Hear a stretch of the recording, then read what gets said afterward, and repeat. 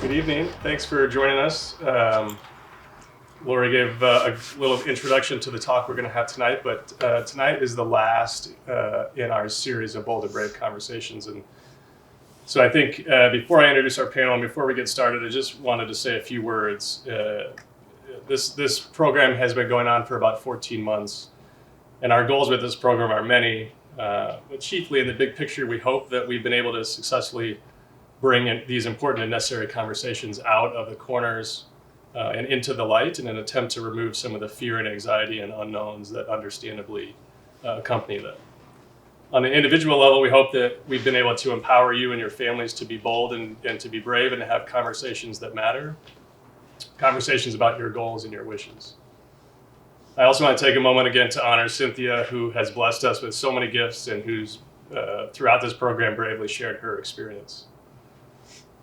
This, as I said before, is the last installment of the Bold and Brave series, and we are appropriately bringing the conversation full circle tonight with grief, bereavement, and spirituality.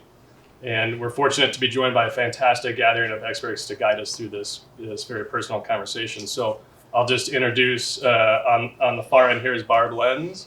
She is a healthcare chaplain, has been for the past 12 years. She's currently working at CHI in the palliative care team. Next to her is Amanda Busher, who is a medical social worker. She was with us last month for our talk, and we're fortunate to have her join us again.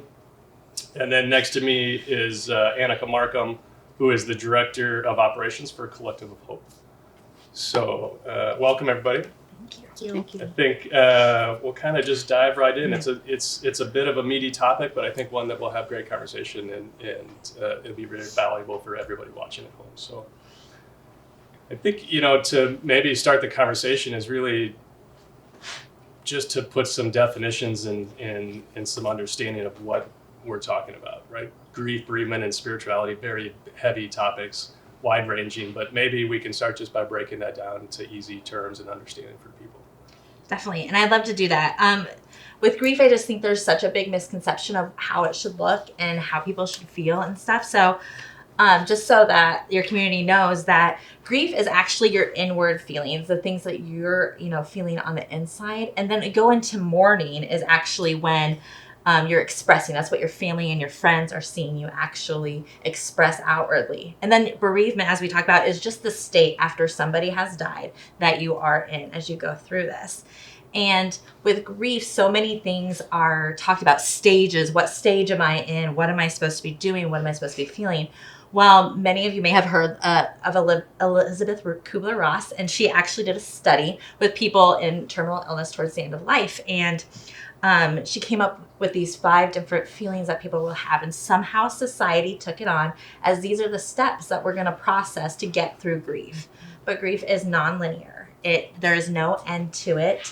It's a roller coaster. It goes up and down. I like to tell people when I go out and talk to them, it's more like you see a toddler and they take a crayon and they scribble on the wall. It's kind of more like that. So you have some good times, you have some bad times. There's hope, there's joy, but there's also pain and sorrow. And so every feeling that Elizabeth Kubler-Ross came up with, some people will actually experience, but there's no certain pattern you're going to go through, and there's no actual wrong way to grieve.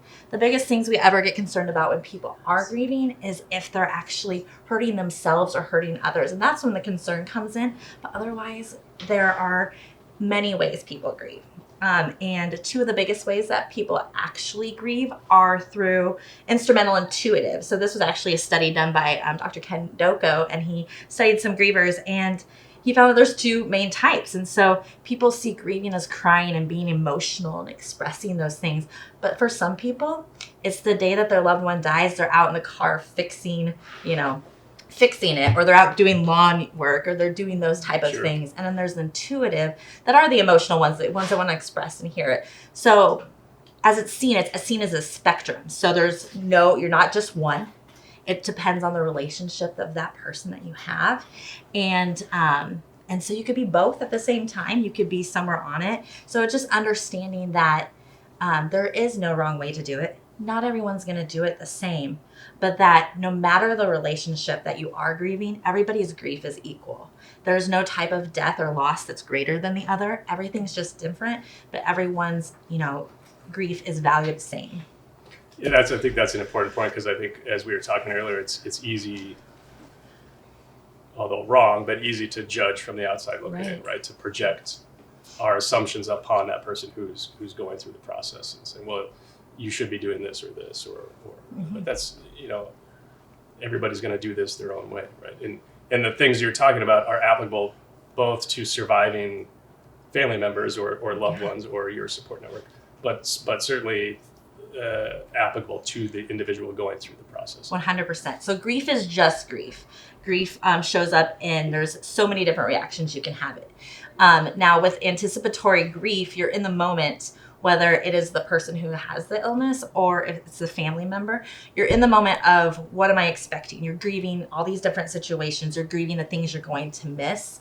You're grieving, how your life, is going to end. What's that going to look like in different things? Sure. And then the family members are, starting to anticipate you not being there for big occasions and milestones and things like that.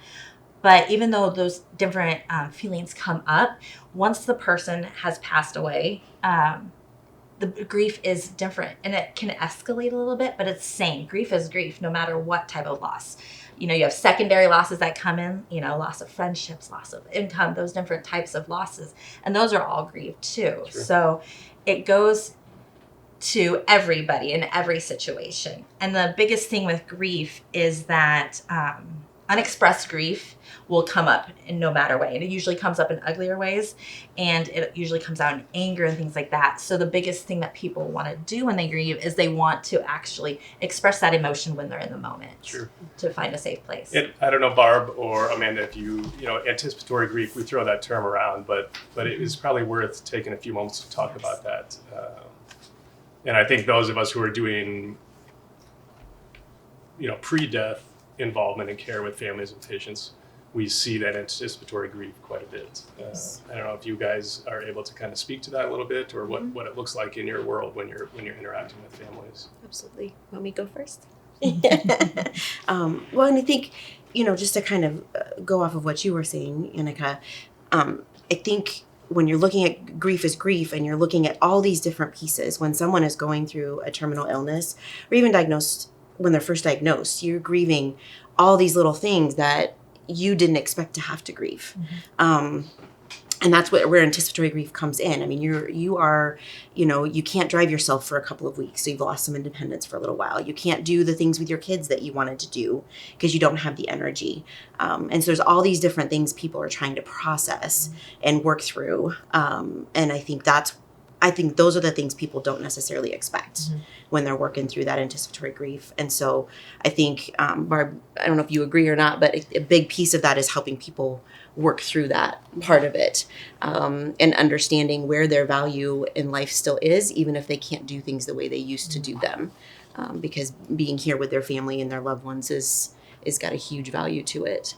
But I think people are really caught off guard with the grief that they experience when they go through those losses. Definitely, and one of the biggest ones that I've seen is that people experience a loss of independence, or that they've always been the one who has cared for everybody else. Yep.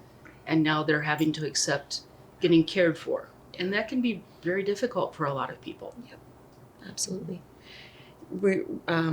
Anticipatory grief of you not being in your family's life and being able to fulfill those roles and what they'll have to absorb because you're no longer with them, is also another huge piece.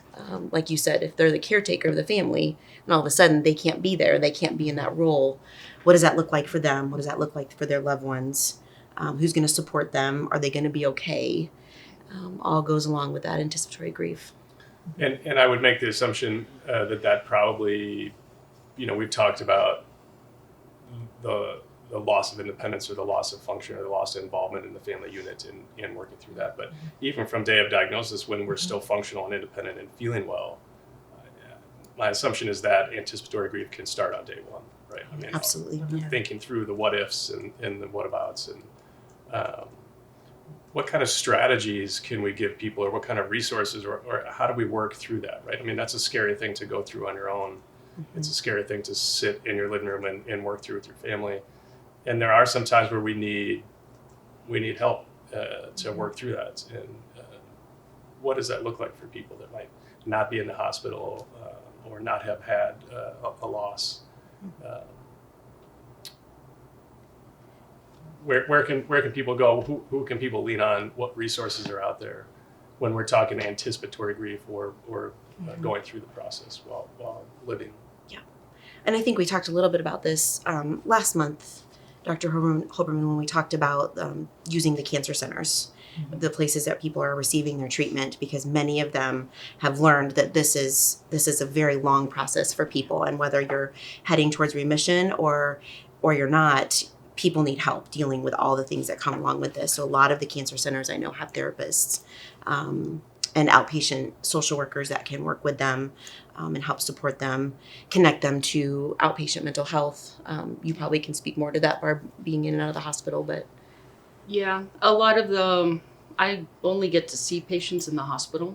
So a lot of the times I help them process, journaling, provide them with journals that they can write whatever they want to. Or I have a few prompts as to what would you like to tell your family? What stories do you want them to know about you? How did you and your spouse meet? You know, what do you want to tell your daughter when she's getting married? Things like that. Just some prompts if they need that. Or other people just write. So, and we also just sit with them, you know. just that, we kind of talked last month about who are your people, and that goes for taking care of your emotional health just like it does your physical health. And who are your people that you can go to when you really need somebody to sit in that space with you. So you need that.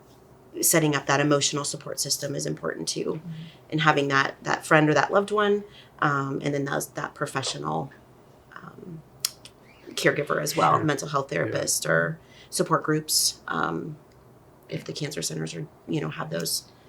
Right, and we're talking about resources where how do we find professionals to help us, but Barb, you mentioned people's story, and I think those of us who work in the fields that we're working at, those stories are really important, right? I mean, we're not looking at diseases, we're looking at people, and those stories are valuable for us to know, but exceptionally valuable for those people to tell in whatever way that is. So not necessarily, maybe we don't need a professional at the time, but a willing ear and an open mind to kind of go through some of that storytelling in whatever manner that takes place is important. So, good. And I do just want to, with Amanda's comment on like your support system, when you get to the bereavement phase a little bit more, your support system shows up different because now it's official. And to look outside who you think would show up for you, and find, because a lot of times when people come to our support groups, they're finding that the people they thought were going to show up for them aren't showing up for them. So releasing some of those expectations about how people are supposed to show up for you when you're building your support, and not forcing people to be your support, and just make it, kind of fluid and natural. Good point. So I think that gives a good kind of outlay of what we're going to kind of dig a little bit deeper in tonight. So maybe the place to start is just to talk about, the stages of grief, and maybe specifically with in relation to progressive disease. And maybe putting some more terms to that, or helping people understand what the process or the stage is. You spoke a little bit about those in the beginning, but not to pigeonhole anybody into that process, but what is the terminology and more, I guess, the emotional understanding of what one might go through. Yeah, and I will kind of pass the baton a little bit to you guys because you guys work with people pre-bereavement. But I just don't want people to expect they have to, when they hear these stages, that they expect that they have to feel these feelings. Right. And that they force themselves into a state that they don't need to be in. And that would be my biggest thing, because it goes, yes, you're going to hit denial, you're going to hit anger, you're going to hit all these different phases, but it's also going to show up physically. Even though you're already feeling the pain of the illness you have, other pains are going to come. Grief becomes, for some people, becomes very internal and actual physical pain and stuff. And it shows up in behaviors and different things like that. So I will kind of pass the baton to you guys for that, because you work with people pre-death. But I just want to make that they don't try to squeeze themselves into a certain state. Right. Absolutely. And I think, what Elizabeth Kubler-Ross, like you said, I think people prior to death and after death, I think you're going through a lot of similar emotions, right?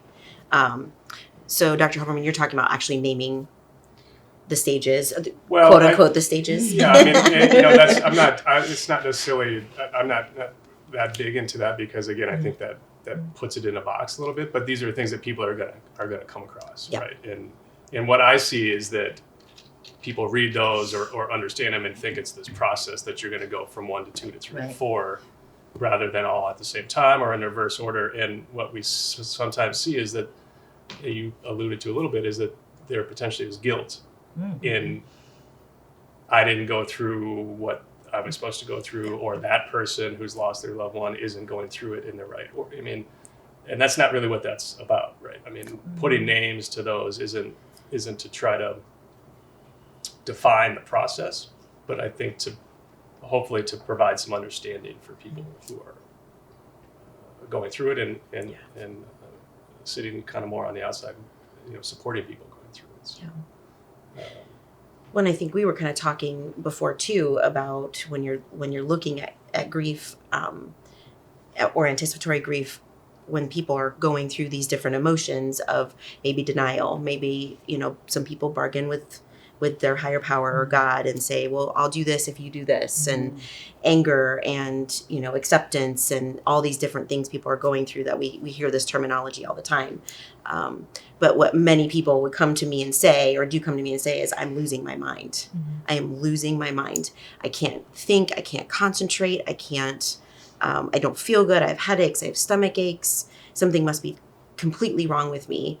And when you're the first person that says to them, no, this is normal. This is what you're supposed to be feeling, the relief that comes with that is astronomical. And it's so normal to all of us because we've been doing it and living it for so many years. But for people, they just don't understand that to feel all of that in all kinds of jumbled up ways is very normal.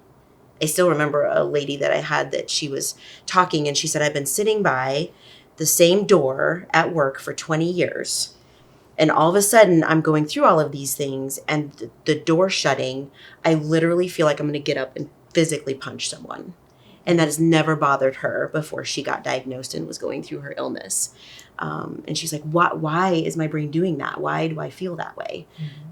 It's it's all part of the process. Right. And I think we call them in our organization, we call them grief bursts. Love that, by the way. Love that. They're just those emotions that pop up out of nowhere. And I think the biggest thing that, especially for the caregiver in that anticipatory state and stuff, is it's almost comforting putting those people in it. So like, oh, they're in the anger stage. So almost like it's a process of them, like when they're terminal, oh, they're in the anger stages. They only have 3 more stages to get to, and then they're going to be gone. And that's not how it is, right? So they have these bursts of emotions, and it's a comforting kind of thing. But for the person actually with the illness and that's dealing with the diagnosis, is that especially like, people are talking and loving on you, and you're like, they're like, you gotta fight, you gotta, you gotta battle, you're gonna do this. They're a warrior, and they're lifting you up, and they're putting you in this state of, especially when for those that get close to remission and then it comes, it goes away, right? And they're facing the terminal illness again. It's like, oh, well, I can't show this anger. I'm so angry right now. I can't show that around my family. I have to be strong for my family. And just to like, let them know that, no, it is your emotion. It is your life, the remaining amount of it. Don't hold that stuff in. Because my mom did not die of breast cancer, but she died of colon cancer. And I never saw her cry except the day that in front of me, except the day we actually got the terminal, you're not going to beat this diagnosis. And I never saw it. And then hearing stories about how she cried and she talked about us and all these stories that I wish she would have shared with me. And no matter what the emotion was, those are the things that I think I'm like, oh, I just wish people would know that now. Don't hide those emotions from your family. Show them who you are. Right. And I think through all of this, a lot of the talks that we've kind of talked about this similar topic, that there's an intellectual understanding and there's an emotional understanding, and the two are often not congruent, right? I mean, the intellectual understanding is, I understand the data, I understand the science, I understand what this oncologist is telling me. Yeah, I bring that up because what you're talking about is allowing that emotional understanding to kind of come through and to materialize. And really what we're talking about is grief and bereavement and spirituality. Those are not things that necessarily should be intellectualized, right? I mean, I think it helps people through the process, or helps people understand what somebody else might be going through. But getting from that, reading the book and understanding the stages, into really internalizing that and allowing yourself to go through that, or your loved ones, right? I mean, some of the things you're talking about, it's difficult to sometimes experience that and express that when you're caring for a family that hasn't given you permission to, or an understanding to express that and to go through that. So anything that's you want to add? Okay. So I had something, I lost it. I'll get it back. I'll get it back. It'll come back. Yep. So we're talking about grief, and we're talking about anticipatory grief, and how does one overcome that? That's not maybe the right word. How does one live with that and move with that through that understanding of what they're going through, but more importantly, how to maintain optimism and hope and find value in the days ahead when you're also dealing with potentially horrible news that you aren't prepared yet to deal with. So. Well, I think you said in the statement, it's letting go of the fact that you're going to overcome it, let it just be part of your life. And when you're dealing with the anticipatory grief and this illness and things like that, it's okay to laugh, and it's okay. And I think sometimes people think like, oh my gosh, you're going through this, I can't imagine, and when you talk to people, you want to bring it down. But then when you're communicating as a family, or however you define that, it's just saying, no, we were laughing today, making good memories still. But and knowing that even pre-death and post-death, that joy can still be found. Absolutely. And laughter can still be found. And don't force it, just like anything else. But know that never feel bad for laughing. Never feel bad for telling stories, making jokes, and things like that. And something we always joke about at our office is that death jokes become really popular when someone's reaching, and so we used to joke about it with my mom all the time, like, when it would come to like her will or stuff like that, like, and just, making lighthearted out of tough topics. Absolutely. Well, and I think to piggyback off of that too, feeling that joy, but feeling every single emotion that you're processing and going through, and showing your family that it's okay to feel these things. It's okay to have grief bursts and anger bursts and just burst everything. It's okay to have all of these bursts. It's how you handle them. It's how you come back around. You lose control and you start screaming at a family member that you don't really mean to scream at. It's okay. Come back around and say, I lost it. I'm sorry. Talk about it, have conversations, feel those emotions. That's how people learn to live with it. And so, we talk about that a lot with our patients, I think too, is going around this is not going to work. You can keep going around it. You can keep circumventing, but it's packing its suitcase. When a counselor I worked with, she said, you can pack all your grief into a suitcase, but it's coming with you. It doesn't leave you. So it just depends on what you want your life to look like. If you are able to process those emotions, feel them, go through that with your family and be open about it, things look very different. I don't know about what you guys have seen, but they look very different for someone that is able to do that and has the strength to do that, because it takes a lot of strength, than it is for someone to hide from it and bottle it up and try to protect their families and their loved ones. It's a very different life for them. Yeah. Yeah, and I think people that you can call denial or avoidance, but when you do step around the topics at hand, when you do step around those rather than kind of stepping through them, if that's a fair assessment. Yeah, 100%.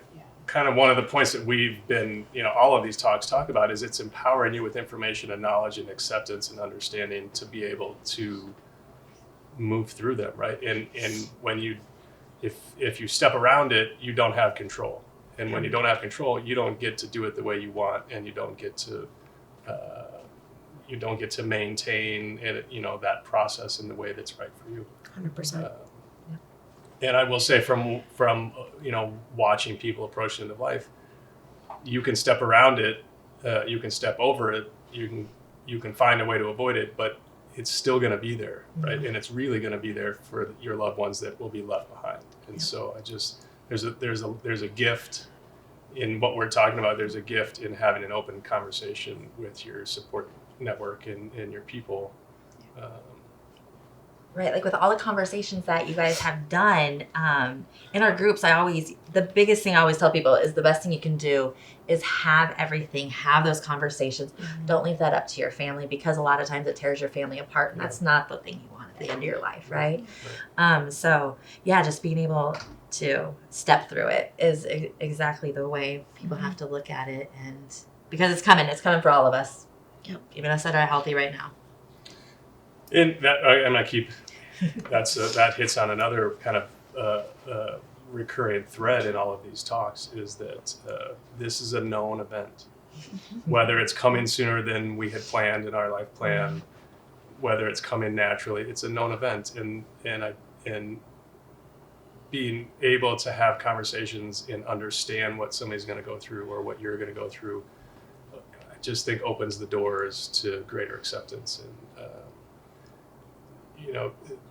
we've been talking through all these of plan, right? Think about it, plan for it, because you get to control more of the process, the more you're involved in that process. So, right, it is going to happen.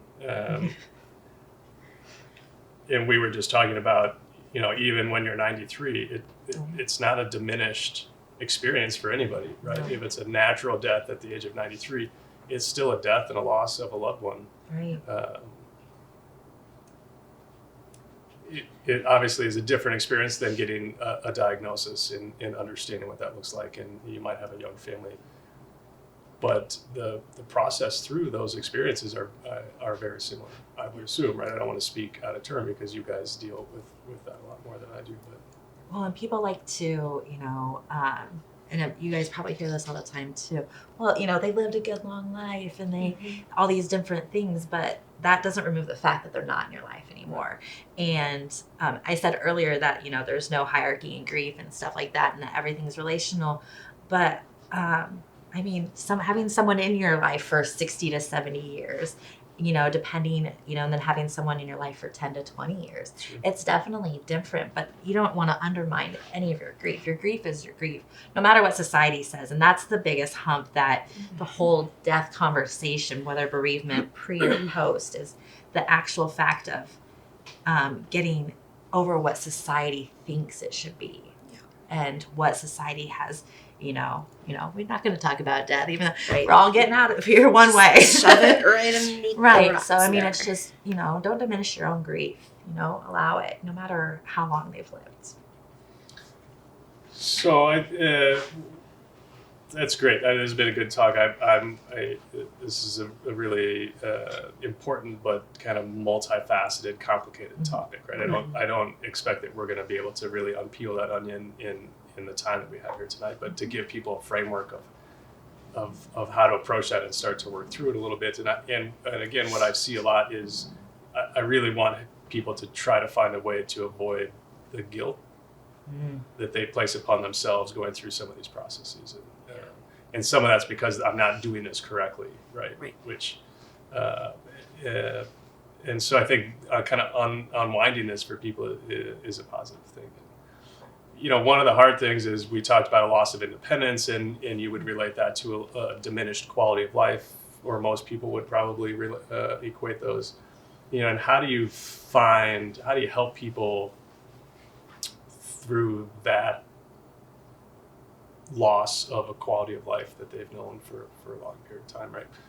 You can't drive like you used to. You're not making meals for your family like you used to. Whatever it is that your role in your family unit, as your quality of life diminishes, understand that's a very subjective experience, but how do we help people through that grief process, right? And, I don't know that there's an answer. Maybe just throwing it out there just to think about, but Oh, go ahead. Talk about different ways to contribute.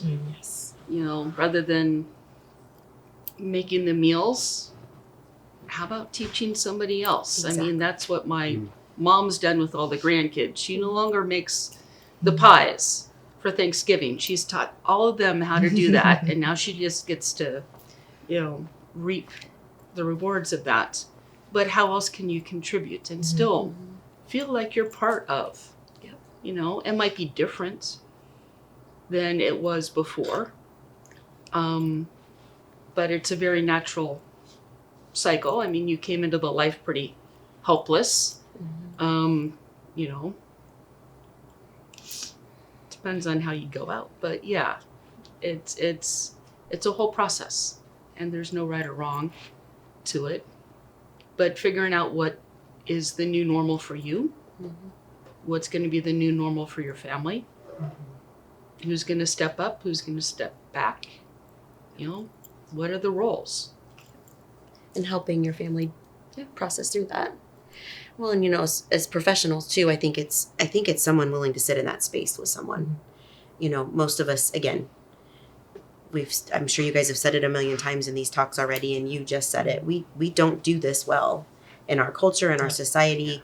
It's shove it under the rug, and everybody, for goodness sakes, you lose a parent and work gives you 3 days bereavement for crying out loud. I Get me mean, started. it takes weeks just to try to recover from something like that, and we don't honor that. We don't provide space for that. And I think we're working on getting better. I think we're working on it, but we have a long way to go. And so I think for a lot of people, it's just finding someone willing to sit in that hard space with them and let them talk and let them say, I can't make meals for my family anymore, and someone hear that and be with them in that. And then help them. Okay, how can you keep passing on that legacy? Like you said, Barb, that's exactly what I've done with my patients in the past too. Okay, we can't do it this way. What can we do? Refocus that energy. I and like leave that idea legacy. of refocusing is passing on your knowledge and your skill sets. That's a great idea. Yeah.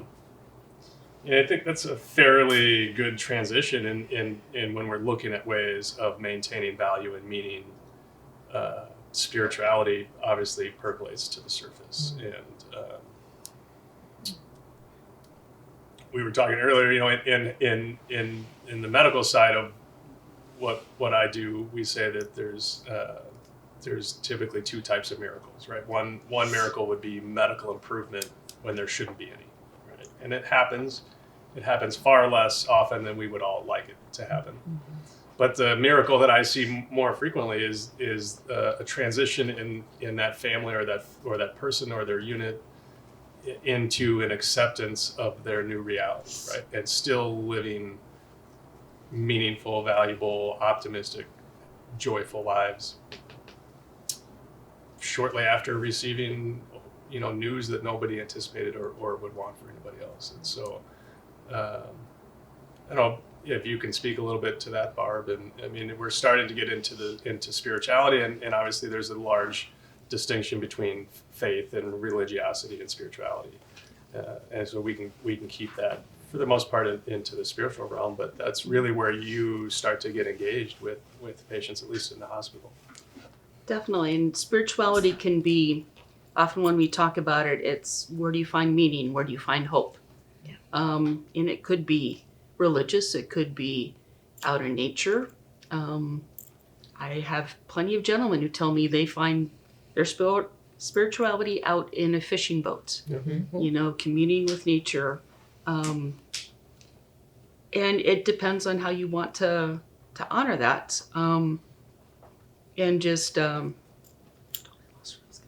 So I did it earlier already. It's okay. Thank you. I did it once. that's why I keep a pen. I should have done that. So, one of the overarching questions that from a spiritual perspective, that I hear people, I don't know if it's a question, but a statement, is that there's an anger with their God, right? I mean, if it's kind of a question of why me, why now, and trying to rectify that with their faith and their spirituality, it really can throw somebody really off their tracks for quite a while. So how do you address that issue or that concern with people? Yeah, that can quite often happen. People will go, I've never done anything wrong, or their loved one, they've never done anything. Why is this happening to them? We've been praying for a miracle and it's not happening. And the biggest thing when people tell me that they're angry with God, I go, okay, God's big enough to handle your anger. God's a big person, just keep talking. Just keep that relationship and that conversation going between God and yourself and your loved ones and your pastor, if you have a pastor, maybe out on a fishing boat yelling, who knows? But just don't bottle that up and say, well, I shouldn't be angry. I shouldn't, do this or do that. I know where I'm going, so I shouldn't hurt that I'm leaving this world. That's normal. Just because you know that you're going to go to heaven or whatever you believe in doesn't mean that there isn't a loss in this world, that it doesn't hurt. Feeling that hurt just means that you love. And honoring that. There's kind of that guilt piece again, isn't it? Yeah. We as humans are good at that. Yeah. Feeling guilty for what we're processing. Mm-hmm. Yeah, it's well, I shouldn't feel this way. You always talk about shoulding on yourself. Yeah. It's never a good thing. There's no way you should do something, especially around your feelings. Yeah. And you can feel, we were talking earlier about all these stages of grief. Mm-hmm. You can have all those feelings in one day, perhaps in 1 hour, and that's normal. It doesn't mean that you are insane or, you're losing it. And just kind of, once again, listening and affirming that that's okay. People go through this, I actually try to occasionally say, death is a very natural part of life. This is how God designed us. We are born and we live and we die. And there's beauty in that process, right? Absolutely. If we're able to look through it with that lens. We talk a lot in these talks about the sadness doesn't go away, right? The situation is always sad, Right. but the tragedy doesn't have to come with that, right? And that's what a lot of these talks have been kind of focused on is giving people the tools and the resources to try to work through this so that tragedy is not, is not part of the process. So, I didn't write down what I was going to say, and I've just lost it.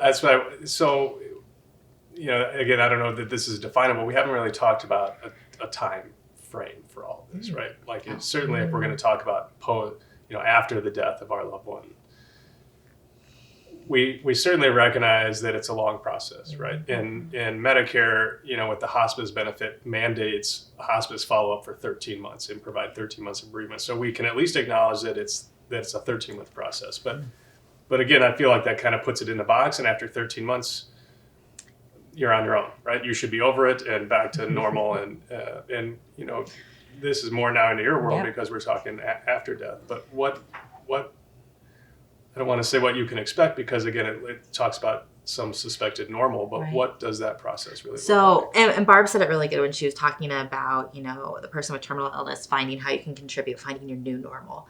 And that's the biggest thing is after someone's died, the world expects you to go back to normal, go back to the person you were. And you won't. You will never be that person again because that person's not in your life pouring into it anymore, right? So it's about finding the new normal. It's about how do I keep this person in my life and keep walking through my life as an active human being. And the thing I always tell people is that grief is forever because that person's never coming back. And there's going to be milestones. And we talk like within youth and stuff like that, like the different developmental stages and stuff like that they go through and how they'll grieve differently. It happens for adults too, you know. Parents aren't going to be at weddings, you know, grandparents aren't going to see graduations, those type of things. They're constantly always happening. And then, so there is a point that you get to where I wish I had a visual. So there's a beautiful visual out there and it's a ball in a jar and they try to shrink the ball within the jars and keep the jar the same size. But your grief is a ball and your jars shrink and grow. So some days, you know what, 10 years from now, you just have this emotional grief burst about your loved one and your jar shrinks up and that grief is showing. But then, you know, life goes on and you're learning to walk through it and your jar gets bigger. That hole will always be the same size, but it's just how life grows around it. But being okay when it shrinks back down like it feels like it was day one. Because for me, I'm 18 years away from the death of my mom and I have days where my jar is super tiny. But I have days when my jar is huge and I don't even feel it. So it's just knowing that it's a new normal. You're a new person, and accepting that you're not going to show up in life the same way you used to. Yeah, that's a great example. And as you're saying that, I'm thinking from the religious or spiritual aspect, those survivors go through lots of the same things that we were just talking about. The person with the disease is going through, and you know, how do you walk that with a family member who wants to abandon their faith because look at this wrong that's occurred, or I'm certainly you probably find people who dive a little bit deeper into their faiths, or even switch faiths. Mm-hmm. You know, anything that I think is might be important to kind of discuss. That's okay too. Yep. You know, having questioning and exploring what your faith means to you is good. There will be people that disagree with me, but I don't think there's one perfect way to do faith either. You know, it looks different for everybody, and just giving yourself the grace to be yourself and explore. Totally lost something else. When See, I had a question for you, Barb. So, like, when I'm working with people that are getting ready to, you know, their loved one has died, and say it's a spouse, and that spouse is like, I got to get out of this house. I can't live in this house anymore. My husband's all over it. And so I'm always like, okay, understood, but I usually encourage people to wait a few months before they make any major life decisions, because in that moment of really raw and immediate grief, you know, that can be your first. And then people have been known maybe to regret that because they're in a different state of mind a few months later. Is that something you recommend when someone's looking at changing faith, or is it just kind of a very fluid, do what you need to do? Don't cut ties. I like that. Okay. You know, explore what you need. Most churches, if you need to go off, and this is what I was going to say, rituals become very important. Yes. And your church might not offer a ritual that provides the closure that you need.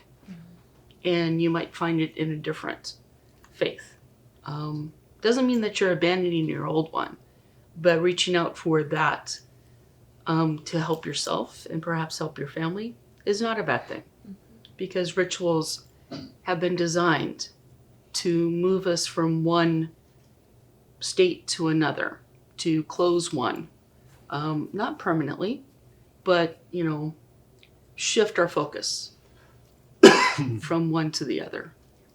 You know, and rituals are used for many things.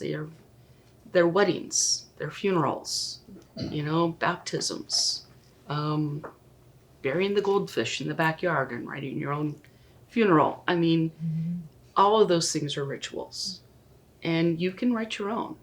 It doesn't have to come from a priest or a preacher or a rabbi, or, you know, you can write your own ritual. What works for you and your family.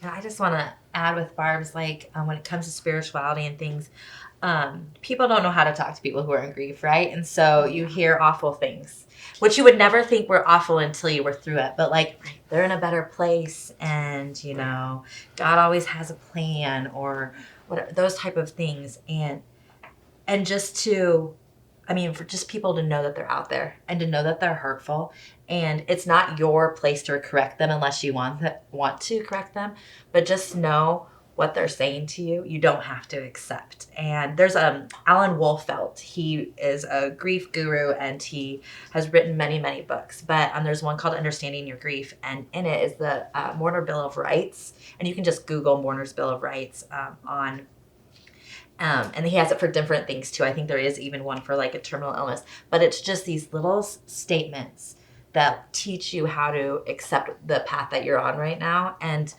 what it's okay, just giving you permission to say, you know what, you said that to me, I don't have to accept that today, you know, that it's not true, not accepting, you know, accepting those statements and what people are saying to you is not necessarily what you're going through. Yeah, that's a good point. I mean, we haven't really talked about people who are trying to support people going through bereavement, right? Who may be not directly involved in the loss of that individual, but you know, I think as humans and as neighbors, you want to provide some kind of support, and a lot of times that comes out as maybe not the right things to say, because it's kind of laden with judgment or you know, subconsciously inflicting guilt upon that person. So I don't know that there's a question or an answer in there, but just an acknowledgement that I think that, you know, listening might be the best tool that you have. Right? And the training, like we do for the grief training that we do, for anyone who is supporting someone who's going through and listening to this, if you've ever seen Inside Out from Disney Pixar, there's a scene in there where Sad and Bing Bong sit together, and Bing Bong's losing something, and it's literally a 3-minute clip. And I just say, just go Google the Sad and Bing Bong clip from Inside Out, and it'll show you how to be empathetic, how to show up for the person, how to just sit there and listen. It gives people a visual, because it's really easy to just say, open up your ears and just, you know, sit there and listen. Right. But it shows you how, and it, you know, and it's simple. That's good. I've never seen it. Yes. Oh, it's really great. It's a great. I love that clip in particular. You know, and Barb, I think through this process, right, some people are discovering their spirituality, right, who maybe have been disconnected from their faith or because of prior life experiences, you know, and that can be kind of a rapid re-engagement for some people. People look for support. Often, you know, it's a cycle in the church that young people grow up, they go to college, they kind of move away from the church, but when they start having their kids, then they start coming back to church. That can happen when they lose somebody too. What's something that, you know, they used to have in their life that they found comforting, in re-engaging that after the loss of somebody can be very meaningful, and you can get deeper and more meaningful in your faith, and explore more and just reconnect. For me, a lot of my church and my support is being with others. You know, yes, I attend worship, but I'm also part of small groups that we support each other as we walk through life together, you know, and it isn't always a talk about God. It's how was your day? You know, what's going on in your life? when we meet on a regular basis, we get to share what's going on. And a lot of it is like the grief support groups. Mm-hmm. If you have a good group that you meet with regularly, but for me, that's church. And having that available for me helps. So I think it's probably a good time to talk about maybe resources that do exist, right? When you need help, when you need, somebody who knows the experience, who's been through the experience, whether that's a support group or a counselor, what resources are out there? If you're not in the hospital, and before maybe somebody's gotten dialed into your organization, like where does somebody go? Where do you find support groups? Well, obviously all of ours currently are bereavement focused support groups, but the Collective for Hope as a whole our number is always open. We get calls from people that, are dealing with terminal illness, or, we deal with stuff like incarceration, divorce, those different types of things, because that's all grief, but help them find grief resources. A lot of the hospitals, and as you said earlier, like cancer centers, have really great lists of resources that are out there for support groups and stuff. There are therapists that are starting to specialize in grief, and just do individual therapy here in the community as well. So that's started probably in the last 5 years or so. Yep. It's a newer. It's just starting to trickle in a little bit. It's just starting to trickle in. Again, we need it because we don't do it well. Right. We don't process Give me it well. 3 years, right. I'll be there too. Yes. and that really is like what are the gaps that you guys see where we need to grow into as far as a community, and what should we be providing that we're not currently? We need about 5,000 more mental health therapists. Yep. For sure. Yeah. Because that really is, I think, where our community is struggling when it comes to this. I think COVID did a lot of damage in community support groups for grief and chronic illness. And I don't think a lot of those have started back up. So I feel like there's still a gap there. I don't know what you guys feel like. Yeah. Besides Collective for Hope, I think the rest of them are. Well, even in with therapy, like she was saying, there isn't a lot of specialization in grief. We have multiple therapists come and go through our training or call in, to ask questions, or who can I refer them to? Because grief, whether you're a therapist or not, you're facing your own mortality every time you talk about it. Like you're realizing that this is the conversation that we have decided to have for the rest of our career, right? So, and just knowing that, it's really hard right now to shop around, but don't settle just because you can get in. Right. Find the person who understands what your needs are, and don't be afraid to just commit to one individual because you got in. Because that's kind of how it's going right now. It is. Is that, I got an appointment with a therapist. And so what about people that are in, rural Nebraska or way west that probably don't have local resources? Are there, I would say less than ideal, but are there virtual or online opportunities for people? Yes, there are. So fine. Again, the only reason I will tell you that I like technology is because at least that is now a resource for people that either it's too difficult to leave their house, they're in rural communities, and don't have the resources close to them. But yeah, there's quite a few telehealth, or most therapists, even if they're doing in-person support, they will also do virtual as well. Good. It's just kind of become a set option. And there's a lot of national grief organizations, the Dougie Center, Judy's House in Colorado. They always are putting out information support.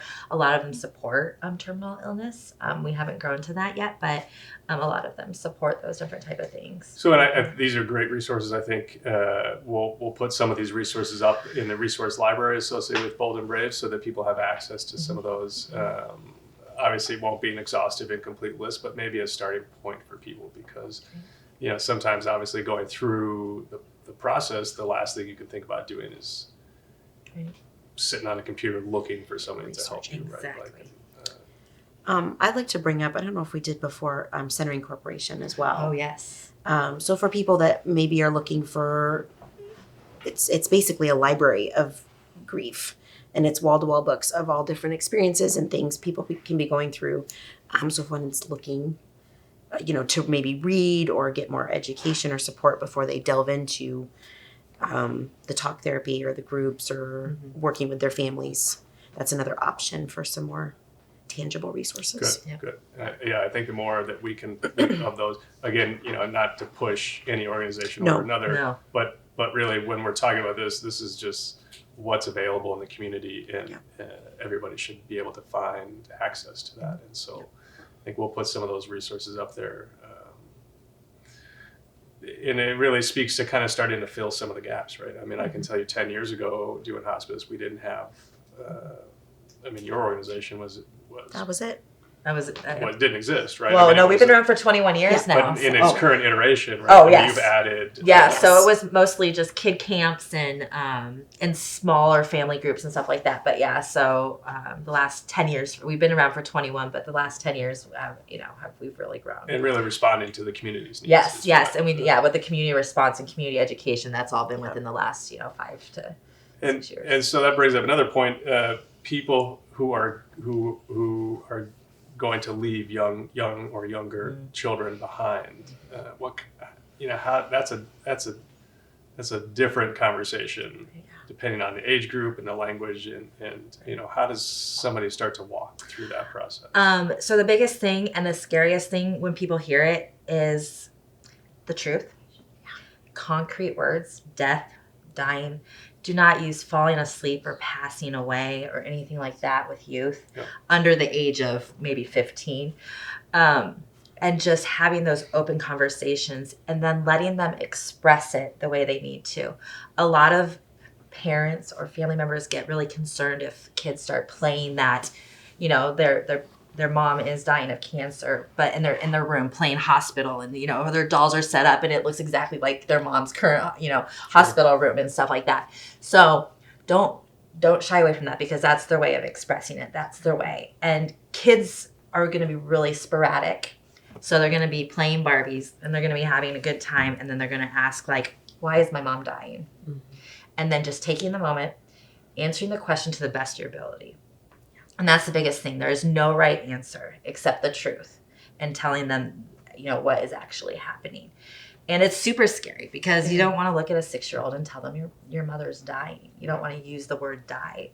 Yeah. And, but that's the biggest thing. It's the hardest thing to do. But even pre-death, we're always there to walk parents through that. And are there support groups for those kids? Yes, post. Yep. So we serve ages 4 to adulthood. So anywhere. So we have family groups and things like that. And are there, not necessarily your organization, but are there support groups for, say, newly widowed dads with kids? So there is. There's strength in numbers. Right. So we have recently started branching out into affinity groups, but out in the community, there are people. I don't know if it's starting, but there was one gentleman who was going to be starting one for dads of child loss, because moms and child loss, there's quite a bit of support for them in the community, but dads and child loss. So look, call people, talk to your hospice people, call us. We'll try to find one, because usually we get some clue of when groups are getting started and stuff, because they'll call and ask questions, and we support them in that way. So there's widow groups out there. If you are looking for affinity group, there are some. A lot of churches host them, but there's grief share out there in a lot of churches too. So yeah. And from your standpoint, are there resources maybe we haven't talked about yet that would be useful for people to understand?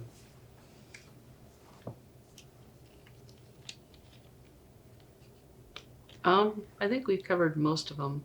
Just don't feel afraid to talk in church. Mm-hmm. One thing that I distinctly remember a fellow member going, her husband died, and she said, I hated when people came up and said, I know how you feel. Mm-hmm. And these are well-meaning church members that have known her for a very long time. And she honestly told them back. And she had that rapport with them. That's not helpful for me. Good for her. So don't be afraid to speak how you feel. You know, churches can be finicky, but you need to be your authentic self there too. And if it doesn't work out for you, then you might need to find a different church. Should be the safest place, right? It should be. It should be. And I fully admit that churches are human constructs, Yes. and they have all the wonderful human traits that we'd all have. So what I think I'm picking up on all of these topics and conversations is that this is a very specific, unique, individualized process, right? There is no right or 100%. wrong. There's no plan to follow. There's no book to read and have a better understanding of the timeline or the process. Exactly what or you'll any go of that. through. So, so we've covered some great topics. I know that we could spend lots and lots of time digging into those, but in the essence of time, what kind of maybe go down the road, but what things have we not talked about that you think are important to talk about tonight? The biggest thing with grief, especially if you're a parent or some sort of head of household or head of family and stuff like that, is the need to carry other people's grief. And it is not your responsibility to do that, and to be able, as a family unit, however that's defined, to walk together, but be able to let other people express.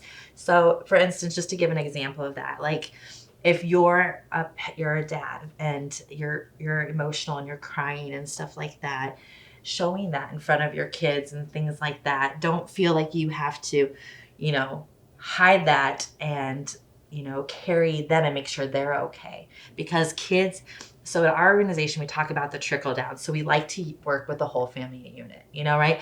So if the top is trickling down, the kids will eventually realize that it's safe. And it's all about creating a safe space for the person who is dying and for the family that's dealing with it. And making sure that safe spot is there. I like that. Well, and I echo that, especially when we're talking about kids. Dr. Holberman, you talked about that working with kiddos and losing a parent at a younger age. And I think it's that honesty is so important, feeling and showing those emotions, because you're training and teaching your children how to do this later in life. And if you, again, it's scary, and you have got to have a lot of strength to have them walk this journey with you in an honest way. But if you're able to do that, you're setting them up to be able to deal with death and grief when they're adults. And it's just, again, that's how we keep society moving forward, and how we keep taking good care of each other, and how you take good care of your family. Just keep being honest with them. One thing I often talk to the students that will come through is, in healthcare, you're part of the helping profession. And these people that you help might trigger something in you of, they look like your grandpa. They look like your brother, your sister. I lost my dad a couple of years ago. I luckily work with a good group that I'm like, when it came to a death of an older gentleman, I'm like, I really don't want to handle this. And giving myself the grace to go, it's okay. I don't have to do that if I don't need to. But things will come up, and you might get hit sideways sometimes by your grief in ways that you didn't expect it to happen. You come across somebody who reminds you of somebody else, and it might bring you right back to the start of the whole thing. And don't beat yourself up about that. That's normal as well. That's good. Those are all great things. Do we have any questions that have been submitted? No. Okay. Well, I think this has been great. I mean, I think it gives us all kind of a framework to understand grief and bereavement. We've talked about a few resources to start to pursue a little bit of help. And I think it's a great place to start, right? I mean, what we're doing here, the more we talk about it, the more we bring it out of the corner, the better we're going to do as a community, as a culture, as we start to shift to a better understanding. And I think, we're moving in that direction. If I look, when I started doing hospice, 13, 14 years ago, we're significantly better at all of the things we've been talking about than we were. We have a long way to go, but I see us moving in the right direction. Yeah, great. And we're filling gaps, right? Like we have people. This organization is a great example. We have people who find the gaps, and instead of walking around them, find a way to bridge them and provide something that fills that in. And so, you guys are all doing great work, and I appreciate you being here tonight. And I want to thank everybody else for joining us tonight. This is, like we talked about, this is our last conversation in Bold and Brave. But this past year has been really fantastic and phenomenal, and I'm honored and privileged to have been a part of that. I think I would just leave with the thought that just know that there are helpers out there, and I think through these talks we've been talking about some of the helpers that are there. And hopefully we've opened the door a little bit to being able to find them and in the acceptance of looking for help and accepting help throughout that process. So there are many people in this community here to support you through your journey, and I would encourage you to reach out and find them. I thank you very much, as the organization does, for joining us through this past 14 months through this conversation series. They are all online. Our resource library is online and accessible. Please utilize them, and we'd love to hear some feedback and reach out if there's gaps that we can begin to fill. Thank you.